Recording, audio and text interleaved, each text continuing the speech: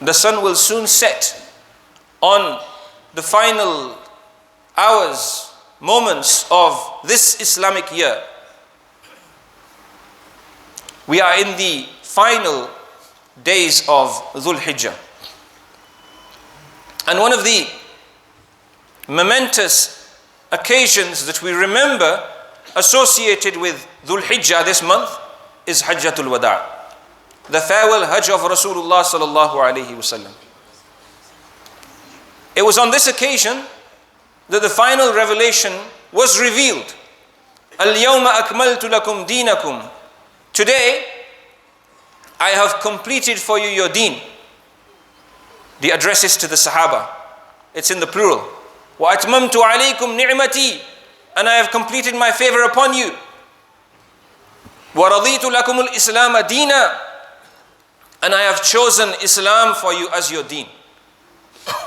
This is addressing the Muslims at the moment of revelation. The revelation comes down. Rasulullah sallallahu alaihi wasallam recites it. Who hears it? Do you know one of the miracles? If this battery was to fail right now, people would say at the back, can't hear you, right?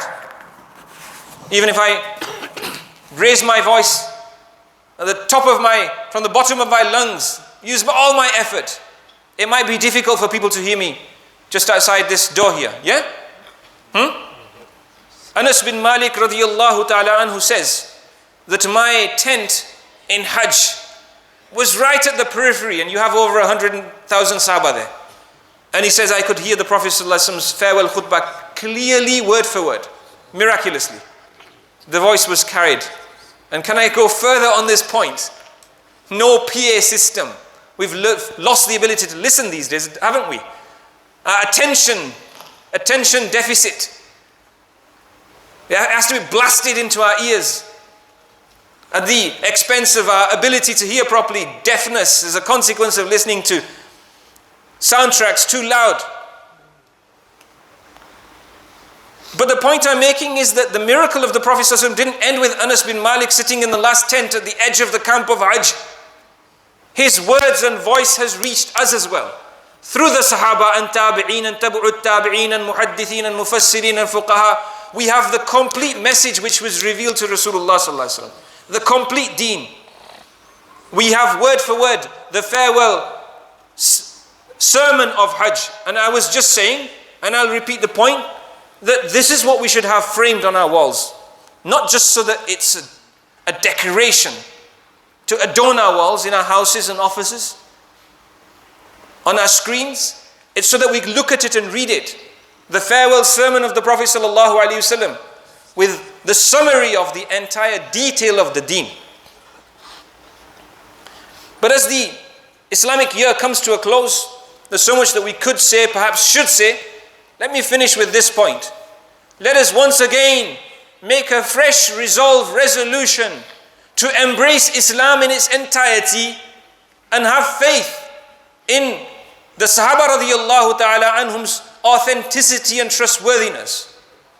Come Muharram every year and you have a whole lobby group spreading propaganda, trying to undermine the authority and authenticity and reliability of the companions of the Prophet sallallahu alaihi wasallam, and thereby trying to undermine the authority and authenticity and accuracy of the Quran itself. And this makes no sense whatsoever. You and I have embraced the Sharia and Deen of Muhammad Rasulullah sallallahu alaihi wasallam, and Allah in His wisdom has made Rasulullah alayhi salatu wasalam Khatamun Nabiyyin, the final messenger.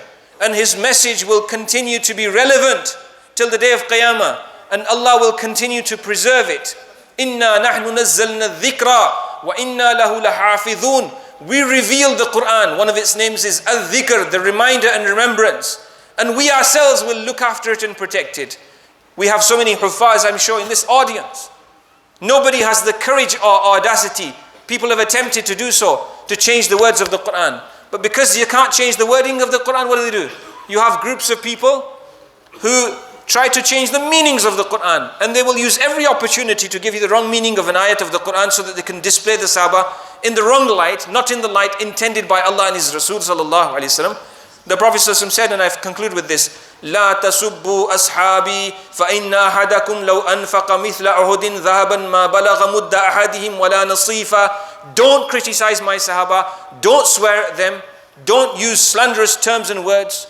فَإِنَّ أَحَدَكُمْ, because if one of you was to spend the equivalent of the mountain of Uhud in gold, مَا بَلَغَ مُدَّ أَحَدِهِمْ, it would not equate one mud, which is 3/4 of a liter in volume, not even a kilo. And this is not used for measuring gold, it's used for measuring dates, grains, a couple of handfuls of barley or wheat. It won't reach the equivalent in reward to this much of the Sahaba, or half of it, half of a mud. This much. A Sahabi gives grain, barley, dates, a handful of dates. The Sahabi's reward is greater than yours and mine if we spend the mountain of Uhud in gold. And it's accepted by Allah, and it's done sincerely, and it's multiplied 700 times and more. The Sahabi's reward is more. Why? Because he's a Sahabi. The Sahabi, the Iman of the Sahabi who saw Rasulullah. There's something here. Seeing Rasulullah. Man ra'ani. Man ra'ani, seeing someone who saw Rasulullah, seeing someone who saw Rasulullah is a virtue within itself, and you can't level with that, you can't match that till the day of Qiyamah. Let us appreciate the status and rank of the Sahaba, the Muhajirin, the Ansar, the wives of the Prophet sallallahu alaihi wasallam, the direct family members of the Prophet sallallahu alaihi wasallam, and appreciate them and not become victim to the propaganda which is annually spread at this time of the year. May Allah grant us tawfiq to understand. Our deen is complete with its perfect detail, in meticulous to the dots. The dot T's have been crossed and the I's have been dotted, as we say in English. Nothing has been taken away, nothing has been added, nothing can be, nothing will be. Let us embrace Islam in its totality and return to our roots.